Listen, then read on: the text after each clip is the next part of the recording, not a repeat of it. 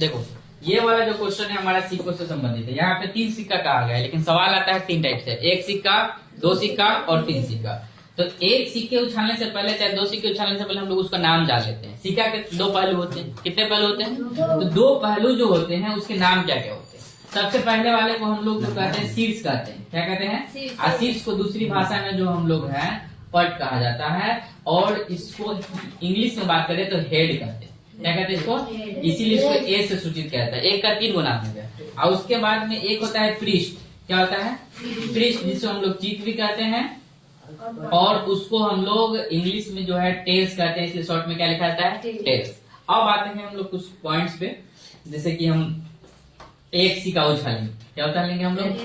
1 सिक्का जब उछालेंगे तो कुल परिणाम की संख्या 2। 2 सिक्का जब उछालेंगे तो कुल परिणाम की संख्या 4। और जब 3 सिक्के उछालेंगे तो कुल परिणाम की संख्या कितनी होता है? 8। सबको लिख के भी बताएंगे। जैसे इसमें आएगा तो ओनली हेड और क्या आएगा? टेल।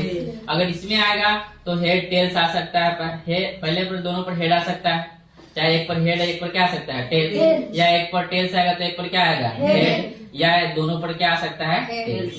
ये हो गया तुम्हारा 4 परिणाम। और उसी प्रकार से अगर 3 सिक्के की बात करेगा तो तीनों पर क्या आ सकता है? हेड आ सकता है। फिर पहले पर हेड और टेल्स, फिर आ सकता है हेड, टेल्स और हेड। उसके बाद आ सकता है तुम्हारा हेड, टेल्स, हेड हो गया, और पहले टेल्स हो जाएगा, बाद में दोनों में क्या होगा? हेड होगा। 4 ये हो गया। फिर तुम्हारा टेल्स से शुरू होगा, टेल्स दोनों पर आ सकता है, टेल ऊपर क्या आएगा? हेड आएगा। फिर टेल्स आएगा, हेड आएगा और फिर टेल्स। और उसी प्रकार से तुम्हारा फिर जो बनेगा, यहाँ पहले हेड होगा तो बाद में दोनों क्या होगा? टेल्स। और लास्ट वाला जो हमारा होगा वो तीनों क्या होगा? टेल्स होगा। तो इस प्रकार से टोटल 8 परिणाम होंगे। ये भी लिखने के लिए कह देता है। तो सवाल मेरा ये चीज हमें आना क्या है? जरूरी है। अब आते हैं सवाल पे। कहा कि कम से कम 1 चीज आने की परीक्षा। कम से कम 1 चीज। कम से कम 1 चीज का मतलब हुआ कि एक होना चाहिए टेल्स उसमें। क्या गो? तो एक ही तो दिख रहा है हमको, एच, इसमें कहीं टी है? नहीं है। लेकिन बाकी सब में टी दिख रहा है। तो बाकी सब में टी दिख रहा है तो हमको यहाँ सवाल लिखना पड़ेगा कि कम से कम क्या लिखना पड़ेगा? कम से कम 1 चीज आने की परीक्षा। 1 चीज आने की प्रायिकता। सूत्र क्या लिखते हैं हम लोग इसका?